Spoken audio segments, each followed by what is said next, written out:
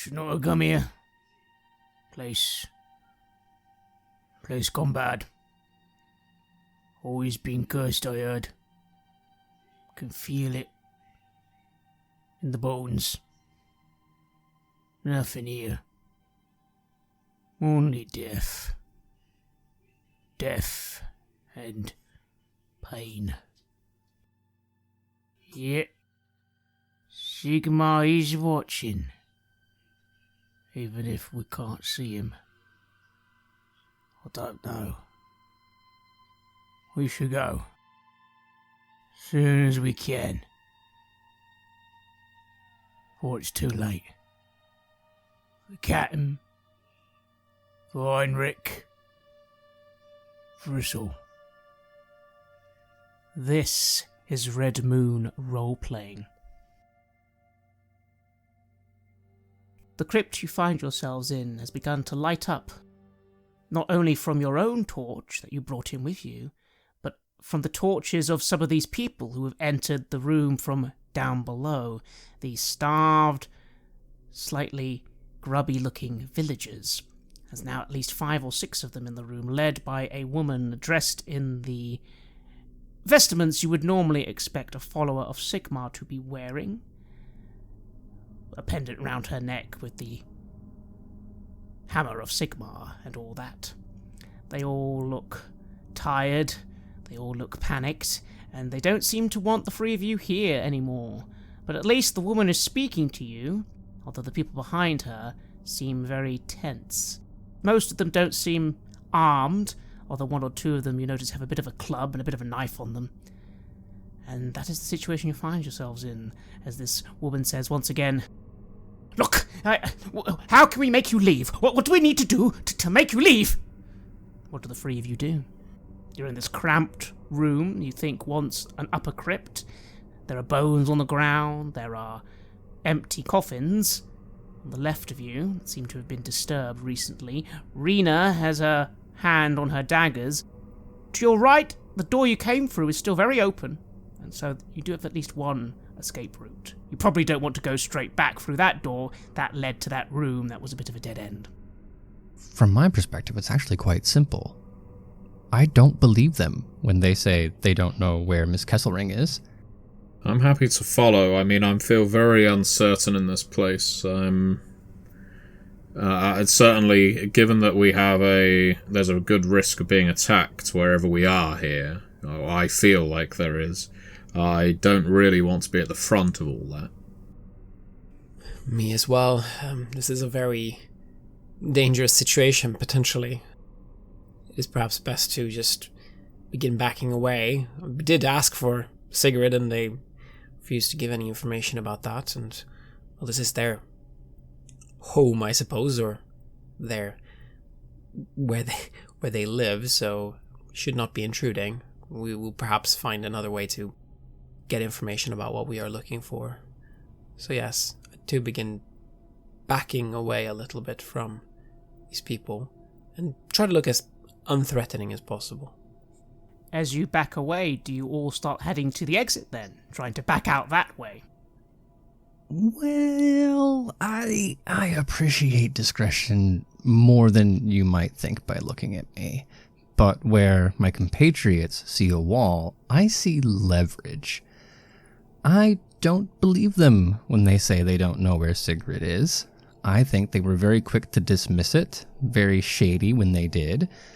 I would be happy to exchange us leaving for them telling the truth. After all, why are we here, if not to find Kruger's friend's friend? Indeed. Well then, Heinrich, what do you do exactly? I suppose this is a question for you. Would I be able to tell whether charming them or intimidating them is more appropriate? And I suppose as a follow-up question, how wrong are things likely to go if intimidate doesn't play to our hand? So, there seems to be now at least 7 of these people. The woman and 6 others. You don't know if that's all of them. There might be a few more down the stairs. Again, most of them don't seem armed. 1 or 2 are. You have the advantage initially, if you were to, say, shoot one and stab another. The problem would then be what all the others would do. If they all rush at you in this cramped area, someone might get hurt. It's a bit of a risk. They seem very agitated, they seem very angry. The woman seems very scared. Again, though, they have a look to them. Their eyes are constantly darting to your weapon, and then you, and then to your weapon, and then you. You wonder what would happen if you didn't have any weapons on you right now. Maybe intimidation is better here. You could try charming them, but you wouldn't know where to start. They want you to leave, after all. How can you convince them that that's what you're going to do, would be the question.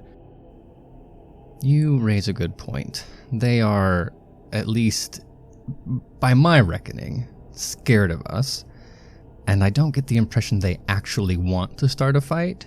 So maybe if I lean just a little bit in that direction, we can escalate to de-escalate, as it were. So as they usher us backwards, as my friends start to take a step back, Heinrich will puff up his whole entire chest and say, "Priestess, I know you have nothing in your heart but care for your flock. And believe me, as a fellow follower of Sigmar, I understand completely. But we are here to rescue someone, presumably someone in the exact same circumstances you find yourself in. And just as you are willing to protect yours, so too am I willing to protect mine. Now I am happy to get out of your hair, provided you become a bit more forthcoming. But failing that, you would be asking me to turn my back on my charges, which you yourself know is something you wouldn't be able to do." So let's put a point of fortune on that before disaster strikes. Oh, that is significantly better. That is a 6 under 37, so 3 success levels. The woman looks confused. Very confused. The men, and you think there's another woman as well, kind of grumble a little. Again, a bearded man looks at your gun.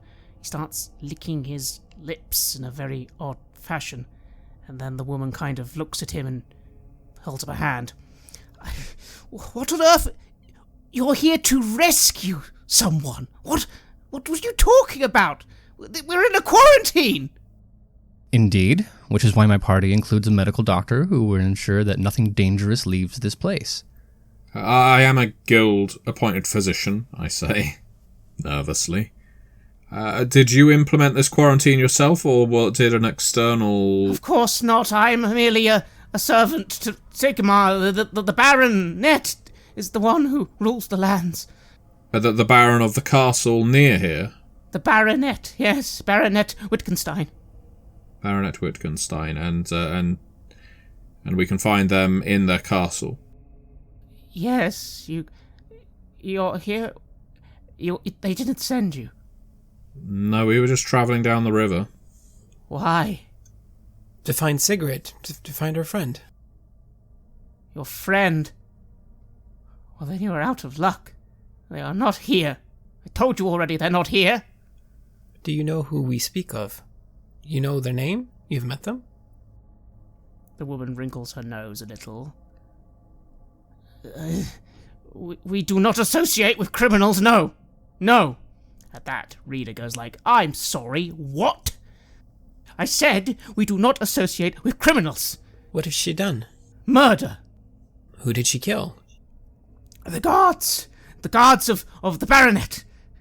And then a man comes forward and says, "Aye, them and all the others left. Criminals. Criminals in the woods. They'll be dead soon. Very soon." Oh. Arching a solitary eyebrow towards Kruger. Well, a promise was a promise.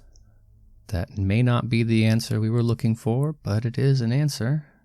I'll tell you, it's a load of fucking horseshit. What the fuck have you people done with my sister? Rita starts getting very agitated and stepping forward. I step next to her to back her up just so she's not alone. We have done nothing. Your sister... Go and talk to the villagers, or the doctor, or anything. Why would we do not know anything about where criminals live? What do you do? This agitation is in turn making me feel agitated. I don't really want to be getting involved in civil disputes or accusations. We're not here to, as peacekeepers on behalf of the Empire or anything. Although, admittedly, this is a more localized dispute than something the Empire would be concerned with, but it seems they are just on the edge of breaking into some kind of panicked violence. And calming down people in social situations. Well, bedside manner has never been my forte. There are words I want to say. There are suggestions I want to make, but I feel like I'm only going to inflame the situation. So I'm going to wait for Kruger or Heinrich to say something that might calm things down. And if they don't, I will just aim bat for the fences and see if I can do some good. Heinrich, you did make a successful charm roll, so you could calm things down this once, but you don't think you'll be able to do it again. What do you do? No, I think there's wisdom in that, if for no other reason than we don't have another option, right? So I think the move is to deflect attention from anger about our criminal compatriot and present something more solution-oriented. Well, I assure you we had no foreknowledge of her criminal activity, but that's all the more reason that we should find her. If she is dead by whatever lurks outside these doors, so be it. We can take that information where it belongs.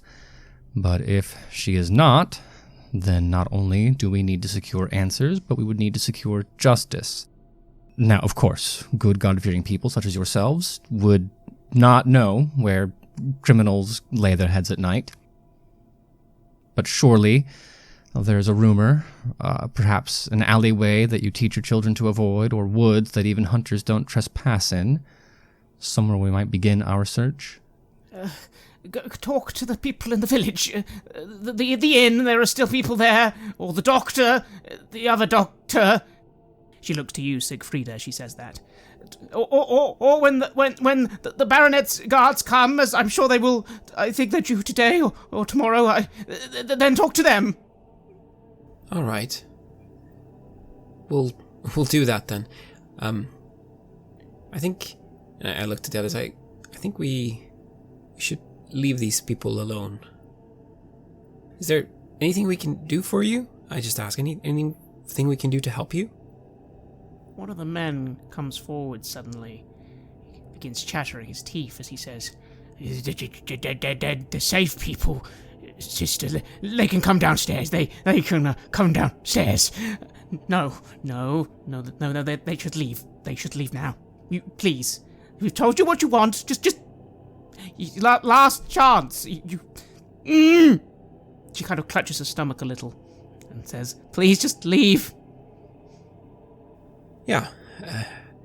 I look to the others. Perhaps it's best. You'll have enthusiastic nodding from me. I'm not sure of any good we can do here. I look sympathetically at the people.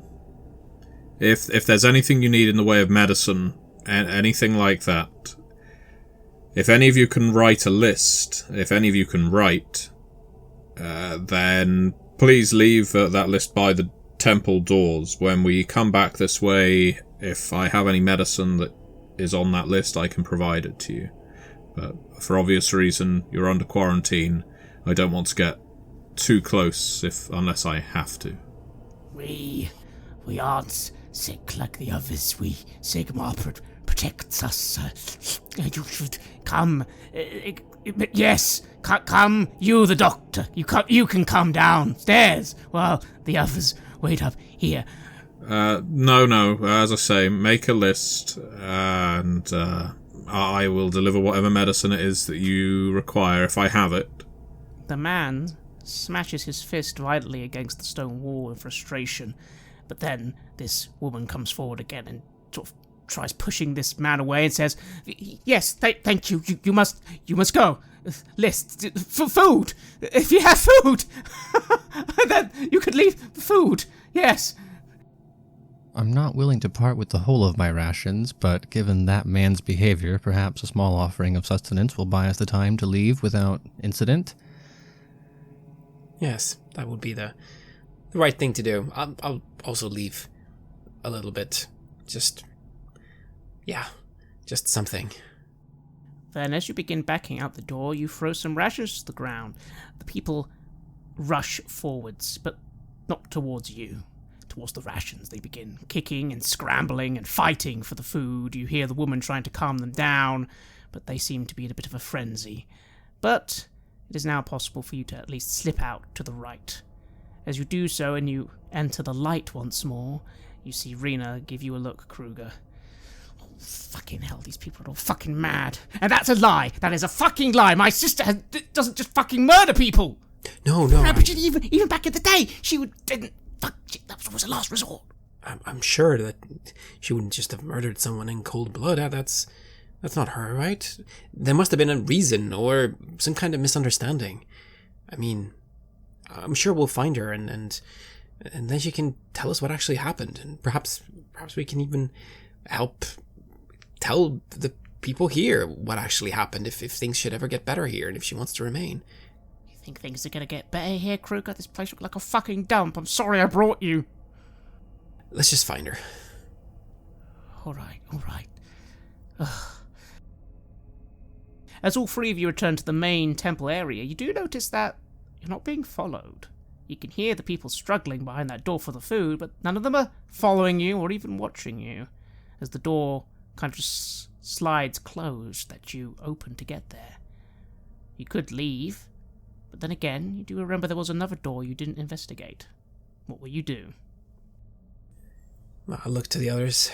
You want to give the last door a check before we go? See if that key could be utilized somewhere, perhaps?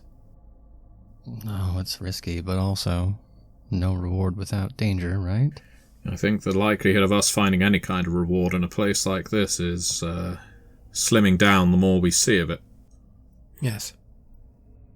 Hopefully they are occupied with the food we just gave them, so this is the chance, if we're ever going to have one. If nothing else, we can make a show of arranging our belongings before stepping outside, something that looks not so suspicious as the three of us rooting around the place despite having promised to leave. Yes. Then what do you do? Well, I'll begin moving towards then the final door there, and see if I can discreetly push it open and have a quick look inside. You go towards the door, give it a gentle push. It's not locked. You see a very small corridor. To the left and right of you, right away, are two wooden doors, and just a bit in front of you is a much sturdier looking wooden door with some iron hinges, and that one has a big keyhole. Ah, that's what we were looking for, I guess. Who is it that has the key now? That would be... I believe I had it, but I'm more than happy to pass it over. I just nod to you. Thank you. I'll just see what hides behind this door. And taking the key, I'll begin moving towards the door. Is it... I'm able to see what is here? There's some form of light, right? There is. Oh, I'll try and carefully put the key into the keyhole without making too much noise. It's a fairly big key, yes? Yes. Yes, I'll try to avoid it banging against the mechanism too much. Metal against metal can make quite a lot of noise. Indeed. And yet, the key fits perfectly. Almost as if it was designed for this door. It turns with ease. Surprising ease, in fact. And the door swings open. You notice as the door swings open, by the way, that the door does look like it's been damaged a little. It looks like some people have tried to hack at the door, but they've been unsuccessful in opening it. Perhaps the current people who dwell here tried to see if there was something of value inside, or, well, perhaps something else has happened. It's promising. I begin looking around inside to see what I can see. It's a little dark, so you do need to take your torch out, but as you illuminate the room, you find lots of shelves filled with scrolls and books. There is a large writing desk here as well, with equipment on it that would be used for writing, and a few chests as well. You seem to have found a room with a lot of paper and a lot of books and writing equipment. Siegfrieda, there's a lot of books and scrolls here. This might be of interest to you. I'm very cautious approaching. Given that that tower we entered, the foundations of, we were looking around bookshelves and all of a sudden hounded by mutants, and we know that there are diseased people very close by. I'm just kind of waiting for a bookshelf to fall while nodding slowly. Okay, right. Well, I'll have a tentative look around, see if there's anything worth studying, but watch the door. Then you do so, Siegfrieda, and on an initial glance, the answer to is there something worth studying is, well, it depends what you're looking for. The bookshelves are filled with books. Most of them are of a theology bent, largely the lore of Sigmar, the history of Sigmar, okay, a couple of books on how to perform certain rituals in the name of Sigmar, nothing chaotic there, thankfully. But then on the main table there is a very, very large book, and this does seem to be records. You begin going through the pages, and already you can see a lot of numbers, things like harvests, births, deaths. This must be a record room. This must be where the priest, who would normally be running this temple, made his notes. There could be something interesting here, although you would have to take a moment to actually read through said notes. Well, I'll put my torch over the notes, position it on the corner of the table, and have a look through the priest's notes, working back from the most recent entries. See if there's anything that might tell us what's going on, if there's a believed cause beyond Sigmar must just dislike us right now. What would I be rolling? You would be rolling research. But if you don't have research, then it's just your intelligence. Keeping in mind, your talent, though, still works. Bookish. Okay, so even though I roll a 33 against my 53, because I have this talent that I can purchase multiple times, so that gives me a +1, essentially, bonus to the level of success, doesn't it? So, yeah. In that case, I effectively have a 23. You begin looking through the book. It's initially not very interesting, but you were on the right track when you thought, initially, to start from the back rather than the front. The last page doesn't seem to be written very well. Whoever was writing seems to have been in a state of dismay. Something along the lines of, no food, not sure what we'll do, no food. Okay, you go back a few pages before that, about 10 or 20. Okay, when did this all start again? 2 years, you seem to recall Joseph saying, so you go back 2 years in the entries. And on this night did occur a most terrible storm. Several farmhouses were set ablaze by lightning, and many of the villagers had to go out to put said fires out. Ill omens indeed. Okay, you move forward a couple more pages. The plague is getting worse. We have been quarantined. We are trying to hold people here at the church. The sister is being most useful to me. We are trying our best to protect people. Go forward a few more pages. Things are dire indeed. The baronet is enforcing a will of iron. There's been an incident. One of the people who've come to the town in the last year or so, the priestess of Rhea, there was some sort of disagreement. A guard was killed. She had to flee, of course. As the days have passed, several of the youngest have gone to join Sigrid in the woods. Sigmar knows how they can be surviving out there. Dark times indeed. And then that seems to be it for the most part. You go back even further just to see what they used to say, and most of it's very mundane: births, deaths, harvests. But it does seem as if things were an awful lot better here before this 2 years ago, this storm that this book mentions. The date, by the way, of this altercation seems to have been 6 months ago. Interesting. Well, I read all that out to my companions. I was under the impression this plague was going on far longer than 2 years, but maybe this place is no stranger to sickness and blight. Especially given the depredations, it seems, of the people ruling it. These Wittgensteins. That's true. Well, it does all point to Sigrid having gone to the forest, and it seems like she's not alone. That's potentially a good thing. Perhaps they will be in better shape than the people here. I don't mean to be the voice of doom, but everyone we've encountered in the forest so far has been horribly mutated, albeit not around this particular village. But it does seem that living wild in places like this rarely leads to, shall we say, a robust health. I shiver at that thought, and I look to Rena. She's got a point, but look, I'm sure that Sigrid will be fine. We'll just have to see if we can locate her.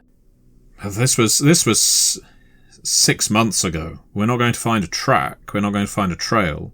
All we can really do is ask around if we want to risk it. Ask around to see if anyone knows which direction they went. Well, we clearly can't ask these people anything, but what about some other people maybe? Again, they left that out. That bloody woman left that out. It said there, right? Other people went. Other people fucking went. If someone just randomly murders someone, people don't follow them. There's more to this, Kruger. There's more to this. I agree. Look, this isn't my pig or my farm. So I'm just... Yes, there is undoubtedly more to this than is apparent, than is recorded or being told to us by these villagers. And no, you're right, we can't just ask them. These people are unreliable and panicked, and panic leads to certain clouding of judgment. The most likely person to be lucid is the person in the wealthiest establishment, the wealthiest building, the with the thickest walls, being the baronet. Unless we scout out the village further and see if there's any boundary properties, farms and the like that are less afflicted than everyone else, who are aware of what's going on in the forest. But I think we have to head to this castle. I think if anyone knows what's going on here, the actions and movements of anyone within this village, it's going to be the baronet and their family and staff. You do remember, Heinrich, as well, that just a moment ago that woman said something about there being another doctor in town, or that there were 2 doctors. She looked at Siegfrieda and then said something about the other one. Does that mean there's a doctor in town? If there was a doctor in a village like this, then, well, they'd normally have a good big house. She did. She mentioned a doctor and an inn and a roving band of guards. Based on what we've encountered so far, I would not have imagined that there was something approximating civil government here. As appropriate as it might seem to rush up that hill, find the lady of the region, and start demanding questions, I feel like it might be less dangerous to start with the locals and medical knowledge of what's going on, in addition to, I presume, being of just general interest to Siegfrieda, might let us know more about what we're dealing with as we walk through the miasma. I rub the bridge of my nose and squint as I do so, before sighing.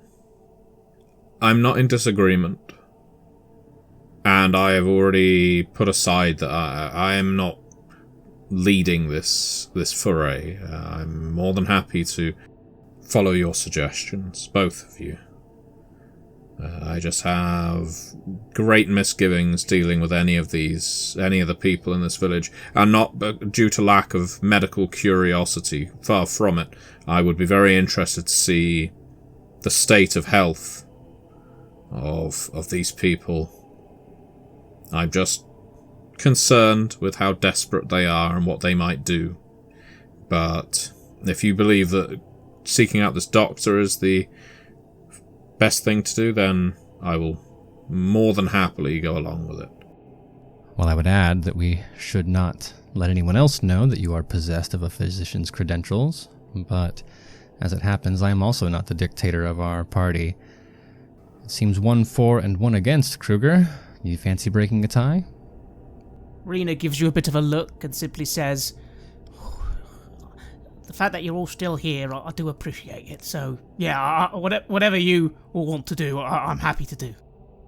Well, we certainly can't just go off into the woods hoping that we'll be lucky enough to come across them. We do need some more pointers. If we can find the doctor or the inn, we can find out what they know. If that will indicate that we should seek out the lady or that we should go out into the forest, we can decide what to do after that. But let's leave this place and just see if we can locate the doctor or the inn then. We should be able to find it easily enough. Large house, maybe even a shingle outside advertising themselves as a barber if they're a surgeon, or apothecary if that's their trade.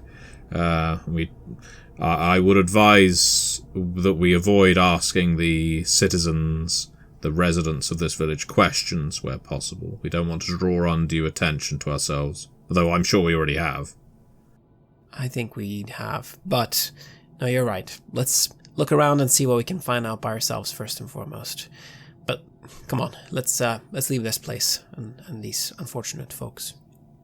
And chin up, Siegfrieda. If anyone's going to stab you, they have to get through me first.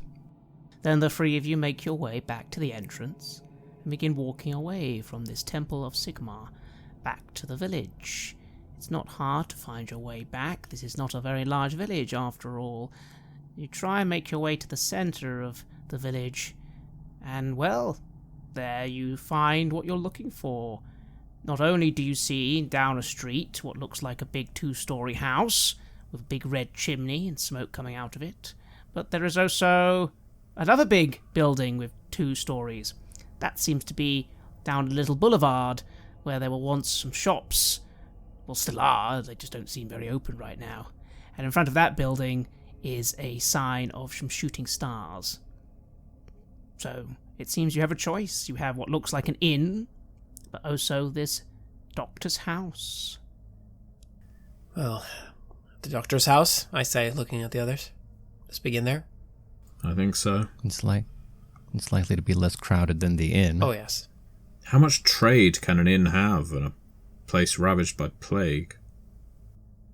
I would only assume that in moments of crisis, people seek safety in community. And the inn has more beds than our physician's office might. Well, that's where you and I differ. I feel like in an event like this, I would lock myself away and try and outlast the disease. I wouldn't want to rub shoulders with my fellow sapient beings. Never underestimate the power of commerce. War, plague, there's always money to be made. But yes, I will begin taking us towards the doctors then, as that is the path we have set out for ourselves. Then you begin heading to the door of this building. It seems rather well kept compared to some of the other buildings. You can't see inside, the windows have been boarded up, but you do see some smoke coming out from the top, which seems to imply that someone is home at least. You go to knock on the door, although you do notice just before you get to the door, Siegfrieda, that a woman suddenly comes out from a nearby building and kind of just runs to you. They're carrying something in their arms, they say. Oh, are you going to see the doctor? Can I go first? If the doctor's home, can I go first? Please, I want to go first. Please, if the doctor's home. We don't know if the doctor is home, but if you I need to see my baby. Well, please, go on ahead. She steps forward and then looks fearfully at you all and sort of slinks away from the door, clutching this baby, something swaddled in something, and says, "Could you knock first? They said I shouldn't knock again. They said I shouldn't knock again." Very distrusting. Do you have food? I knock on the door. I don't answer the woman. I have sworn an oath to assist people in need, but right now it seems their primary need is feeding, and I am not laden down with food, unfortunately. So I knock on the door hard. then you knock on the door, no one answers. The woman looks fearfully, and she sort of looks and begins whimpering and says, "My baby needs a doctor! My baby needs a doctor!" Is that your baby and the swaddling lady? Yes. Bring the child over to the shade over here, and lay them down on this soft pile of grass. Let's see what's the matter. The woman nods vigorously and goes to put her baby down on the spot where you say. And she steps away a little. You think you hear something moving about in the house, but it's not moving very fast. What do you do, Siegfrieda? You have this little swaddled individual down before you now. I put my mask around my face, the one that's soaked in brandy, and I say to Heinrich and Kruger, I suggest staying back, you never know. I nod. No, I don't know, which is why I'm slightly confused that you want to know, but... It's my, and I shrug almost apologetically, duty. And I gently pry apart this swaddling to see what's inside. You pry apart the linen and are greeted by a screeching sound. The being, with its small little spider-like eyes and spider-like mandibles, begins trying to reach out to you with a very deformed, claw-like, spidery limb. It greets you, Siegfrieda. I will fall backwards and move the fuck away. You stagger back from this being. The woman goes to the side of the creature and swaddles it.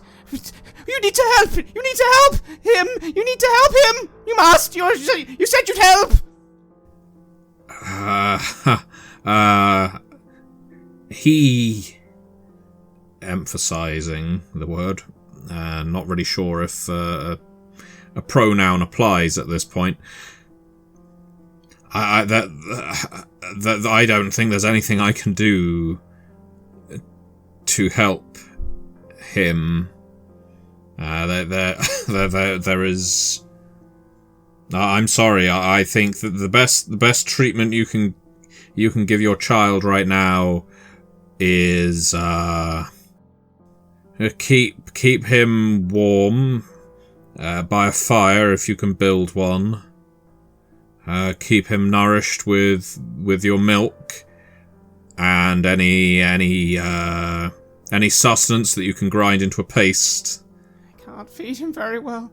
It hurts when I feed him. I imagine. Gods.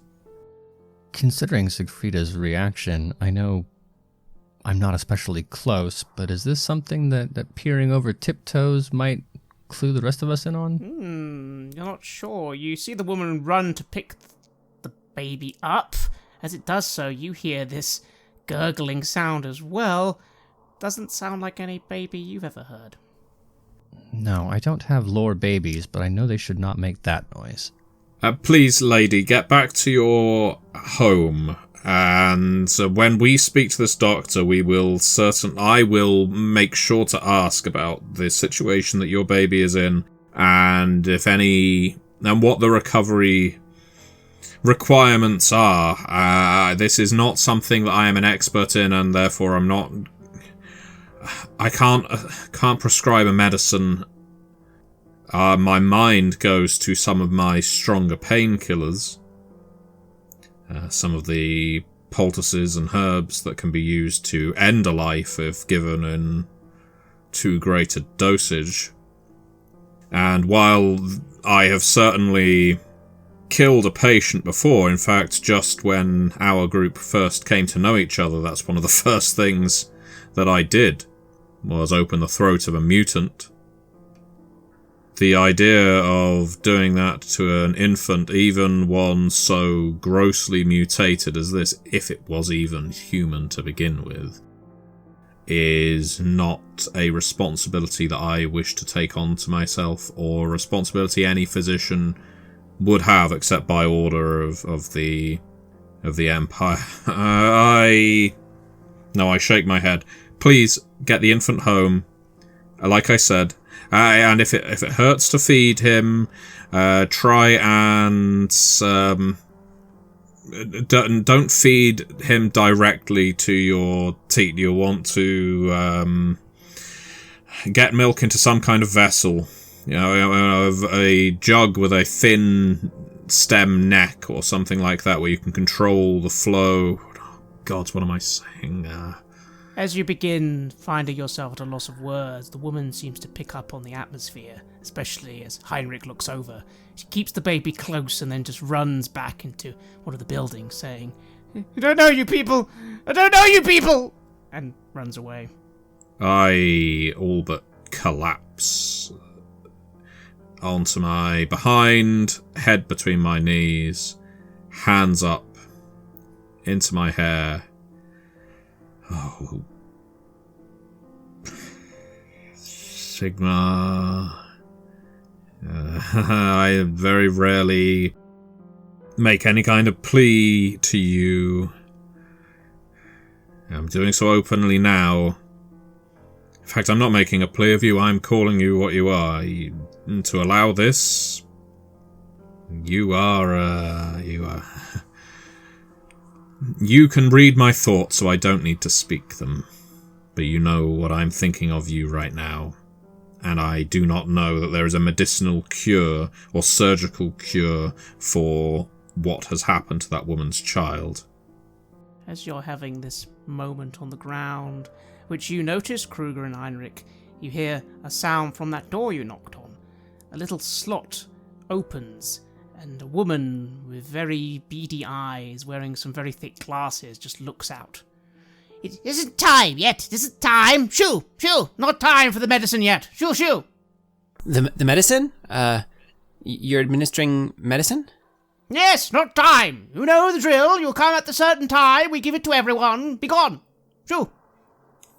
Look, we're not from here. You wouldn't recognize us. We're looking for the priestess. "Priestess? Up at the temple." No, the other one. What? The priestess of Rhea. The one who went to the forest. What? The woman kind of peers through and starts craning her ear to the door. Looks quite old, elderly, this woman. Sigrid, we're looking for Sigrid. Do you know where she is? "Martha? No! Someone then says something behind the woman. "The people looking for Martha at the temple. They're not here for the medicine." No, not Martha. No, we're looking for Sigrid. I say with a louder voice, but still trying to not scream too much here. We don't want to get any additional attention. Although I'm sure we've started to gather quite a lot of that, given everything that's just happened. You certainly have. You can see someone's watching you from a window of another building, trying to be subtle about it, but then moving away quickly when you look at them. Then suddenly the door begins to open, slowly. You hear someone say, No, this is all rather untoward. Why don't we come inside and discuss things civilly?" Oh, certainly, I say, and I look to the others. I think while Kruger's been having this conversation, I would actually be approaching Sigfrida. I know that our relationship is generally colder than the amount of time that we've spent together would suggest, but I mean, I can see shock when I can see shock. I won't go so far as to stooping next to you patronizingly, but standing at a respectful but friendly distance, I'll just reach down to offer my hand to help you to your feet and say, "I'm terribly sorry for that. I don't know what it is, but I can tell it was bad." I look up. What am I supposed to do? Do you think this doctor's going to be any help? I feel defeated within hours of entering this place. What's the point in studying all of this? How to lance a boil or amputate a gangrenous limb. If there are curses out there, plagues out there that can turn babies into arachnids or whatever the hells was going on there.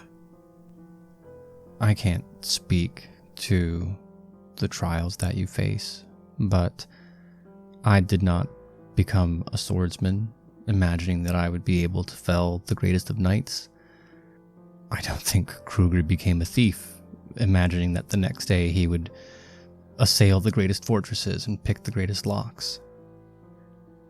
And while your progress is obviously admirable, licensed and everything, even you have to admit that there are things you don't yet understand. But the measure of someone's strength is not what they can achieve a few days through the first of trials. It's what they do when they fail, or are faced with things they're not quite ready to understand. Everything that I've seen from you so far says that you have what it takes to get back up on your feet. And everything that I know about you so far says you're not the kind of person who lets not knowing stop you. I think about that for a while and eventually come to nod and then shake my head and put my hand out so that I can be lifted back up to my feet. I have some thinking to do, that's for certain. If I am going to be the sort of person that helps people like this, I need to widen my learning. It needs to go beyond simple schools of anatomy, biology, blood flow, mundane disease. Maybe it was a mistake getting rid of that book when we did. It probably had answers for things like this. Turning for a moment away from somber friendship to the more familiar, cheeky grin, I'll add, given our luck, I'm sure we'll find another book soon enough. That seems to be our lot, More likely than not. Okay, let's go speak to this, no doubt lunatic. Who I have been attempting to speak to. Well, a voice has beckoned you to come inside, but you haven't entered yet. You'd have to go through the door. It seems to lead into a little hallway, but you can't see who else is in the house just yet. Well, if the others seem to be coming towards me, having finished their conversation, I suppose I will make my way forward, together with Rena. As you're about to step forward, Rena pauses. She says, "We're being watched, you know.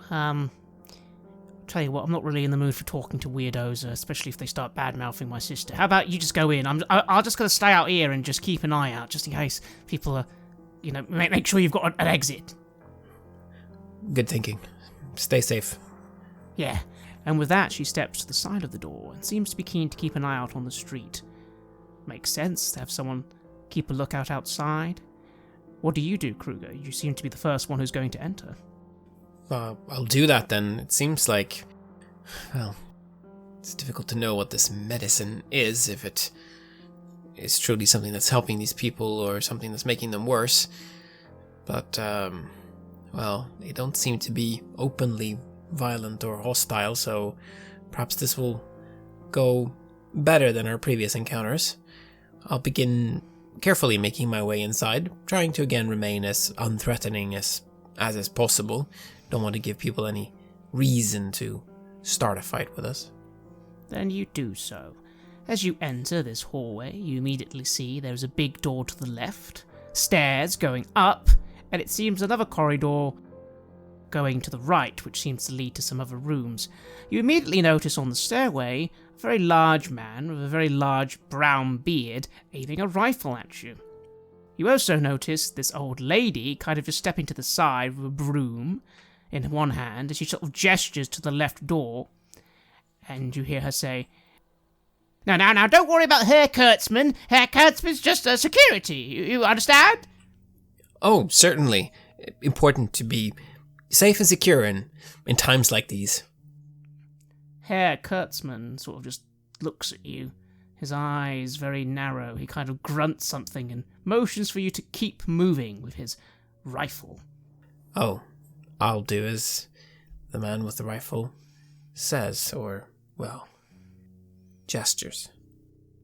Siegfrieda, Heinrich, as you follow behind Kruger, you also see the scene of an old lady gesturing for you to go through a door, and a man on a stairway, a little distance away, keeping a rifle on all of you. I honestly can't blame him. I'm also skeptical of strangers and would be doubly so in a place like this. But I'm also going to stay ready in case things go very wrong very quickly. No need to rush to violence, but we can be prepared for it. Mm-hmm. In that case, you all go in and find yourselves in a reasonably well-kept room. A little dusty, but compared to the rest of the village, it's positively luxurious. This is a surgery, Siegfrieda. You recognize it immediately. It has all the telltale traits of what you'd expect from a physician's office. There's a skeleton in a cage, there's some books on the shelves, there's a big desk, there's some various tinctures and various containers on the walls. A little diploma is behind a desk with some writing on it. And there is a man in here. This man is very, very tall, wearing a big, thick fur coat. He looks to you, gestures for you to sit. He has some spectacles, although he's currently not wearing them. They're hung round his neck. The man himself is balding, with very little hair, and he is covered in white makeup, positively chalked in it, to the point where he looks a little bit like a clown. He also has red lipstick that again has been drawn on far too much and very clumsily. This could look quite elegant in some parts of the world, but with this man it seems to have been caked on very clumsily.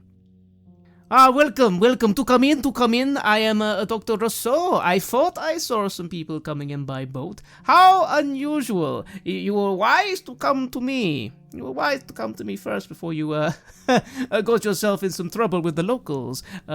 Oui? Oh, yes. It's very nice to meet you, Doctor.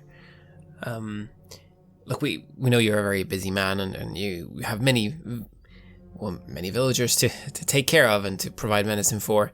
I am a very busy man indeed. After all, we are in a quarantine, in a plague, and I am the only doctor. Yeah. We're looking for someone, and we thought maybe you might know where they are. The priestess of Rhea, Sigrid. We understand she's, disappeared into the forest after some unfortunate altercations here. And we were hoping you might be able to help point us in, a general direction, or perhaps you might even know where in the forest she and those that have followed her might be.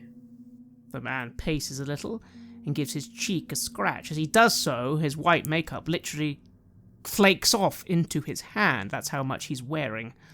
Oh, dear me. What a funny question.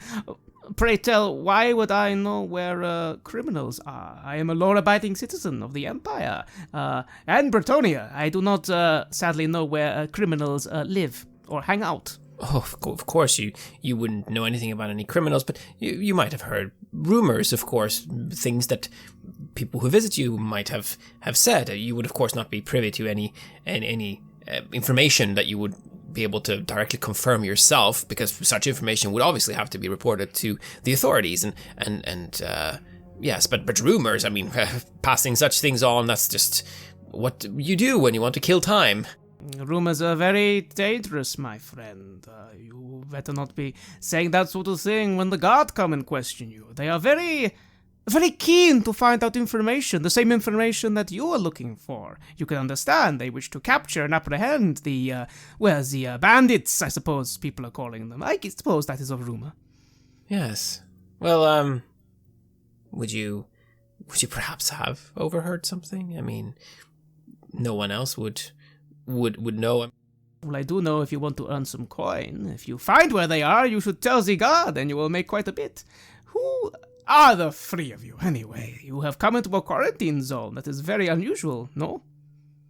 We're looking for Sigrid. She's a friend of ours, and We want to make sure that she's all right, and we want to understand what's happened here and put things to the way that they're supposed to be.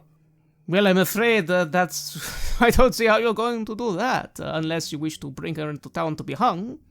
Well, hopefully it wouldn't have to come to that. But the first step would have to be to find her and to understand what's happened and to ensure that she can give her side of the story and make it clear what actually happened. You know, there's so much chaos and things that are unclear in a situation like this, living in a quarantine. You are very interesting, monsieur. What exactly is there not to know? When you kill gods, you are breaking the law. That is how it works, no? It certainly works like that in Bretonia. That is certainly true from a certain perspective, yes. He smiles a little. I am beginning to wonder if I'm going to get in trouble with talking to you. It almost sounds to me as if you are ne'er-do-wells who are maybe seeking to join the rebels in the woods. I mean, not that I am saying that, but you could understand how some people might think that. Oh, of course, and we wouldn't want to give anyone any wrong ideas. We're simply looking to find a friend and well, perhaps even get them out of here. It's if they're well, of course. Otherwise, they shouldn't leave a quarantine zone, obviously. No, neither should you, by the way. It would be very troubling if all three of you had managed to become infected. You haven't been scratched or bitten by any chance, have you? No, not yet. I say, and I try to think back. Have we? No. Oh, good. I look to the others to see if they have joined me now, or are they still outside? Yes, they have entered behind you. The man looks at all three of you and shrugs. Well, then I am afraid our conversation is at an end. No, it's not at an end. What is the nature of this? You are a doctor, or at the very least a physician like myself. Like yourself? Are you a doctor? I'm a physician of the guild. Huh. Well, you may laugh, but you are a doctor in the middle of a plague village, and it doesn't seem to be improving under your supervision. I understand the misunderstanding. No, it is not improving, mademoiselle, but it is not completely overrunning us yet. I have been working very, very hard. I would appreciate if you didn't come in and make sweeping assumptions about my character. Likewise, I would appreciate you not snorting at me at the possibility of my being a physician. He blinks a few times and laughs. Okay, no, I like you. You are a spirited one. Yes, okay. But I don't understand. Your friend is asking questions about finding criminals. I don't know. The woods. They should be dead by now. I don't know how they are surviving so long. Luck, I suppose. Not many people live in the woods longer than a day, but they are out there somewhere. But that's all I know. That is one of our questions. The other is this plague. I just saw one of the infants out there, mutated, in fact. What is the nature of this disease? Why has the Inquisition not been called in?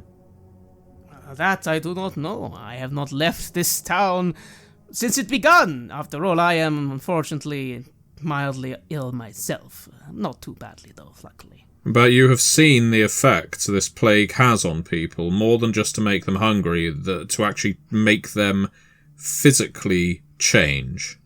I have indeed seen the potential to affect the mind and the mutations. And you seem to have an incredibly, shall we say, laissez-faire attitude toward the fact that you yourself are sick. Is there literally nothing that you have been able to do for these people? On the contrary, mademoiselle, I literally just said, I have been able to curb the effects, provide panacea. It is not a cure. We are working on that, myself and, of course, the young baronet. Until such a time as we have found a cure, we must wait. You are correct. Perhaps the Inquisition will need to be called in, but that is not my choice to make, but, well, the baronet's. Until then, I do my best to give people what helps them. And it does help them. You should have seen what people were like before we came up with the panacea. Ooh. Would you show me the recipe for this panacea that you are giving these people? I assume it's some kind of medicinal concoction. Roll a charm check at a -10. Well, I'm going to spend a fortune and roll again. Okay, that's better. I get a 10.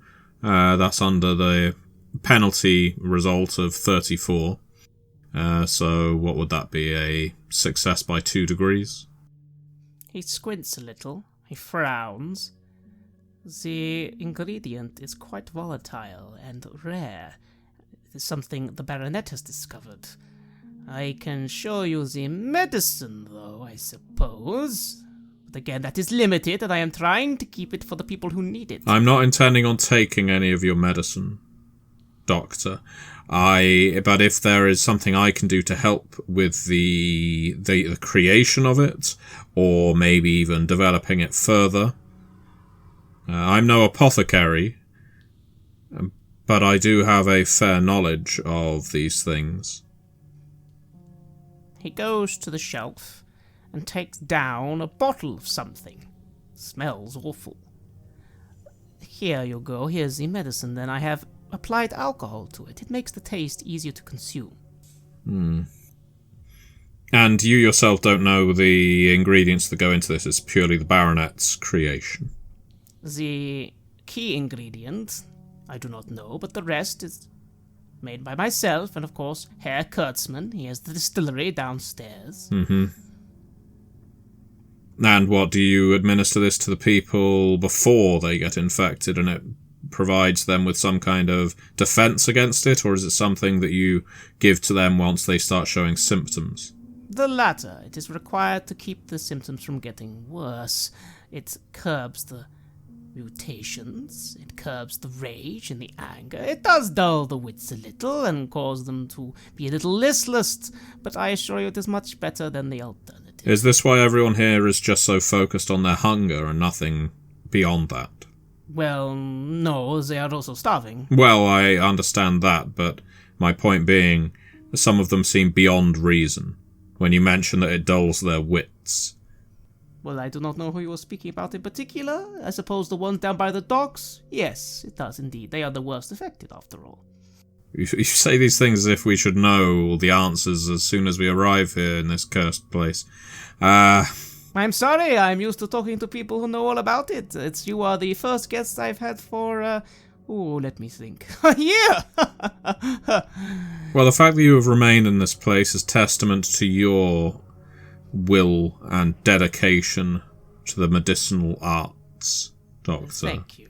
I am the doctor of this village. It would be remiss of me to abandon my post. But there you go. There's the medicine I'm giving out. Anything else? Well, all right, I will admit this. And he leans forward. If you truly are a doctor, as you say, then you should meet the Baronet. Not the Baronet, I mean. It is her daughter who is the, what's the word? Scientist, yes. Scientist? Yes.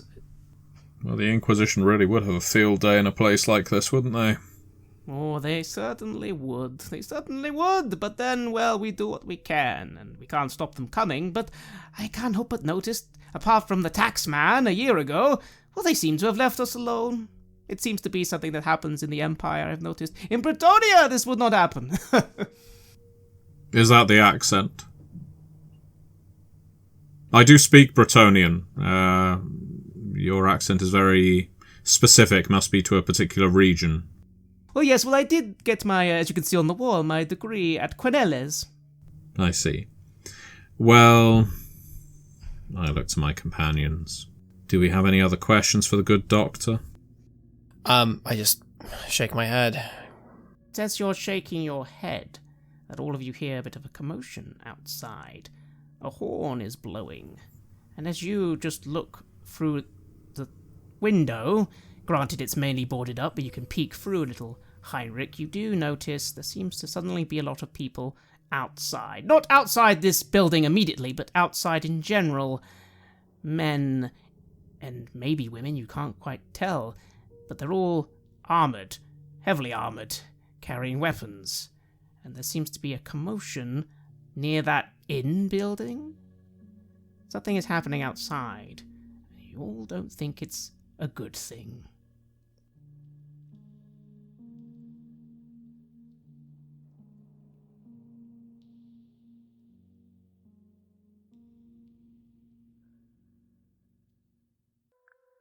You have listened to an episode of Red Moon Roleplay, where we play the legendary campaign The Enemy Within for Warhammer Fantasy Roleplay 4th edition, published by Cubicle 7. In this second part of the series, we are tackling Book 2, Death on the Reich. Joining us as players in this series are none other than Aaron Hammonds from Queen's Court Games and our dear friend Matthew Dawkins. The music was made by Flowers for Body Snatchers, Wordclock, Metatron Omega, Ager Sonus, Apocryphus, Halgrath, and Northumbria, featuring a number of collaborations with other artists, and was used with permission from their label Cryo Chamber. Check out their website at cryochamber.bandcamp.com or their YouTube channel for some moody dark ambient for your gaming table. We would like to give massive thanks to our champions of the Red Moon, Martin Heuschober, Nastasia, Raulerson, Simon Cooper, David, Julia, Camilla, Bob Lange, Cameron, Antxon, Graham Barey, and Daniel for their generous support. We would of course also like to thank all of our other patrons. Without your support, the show would not be possible.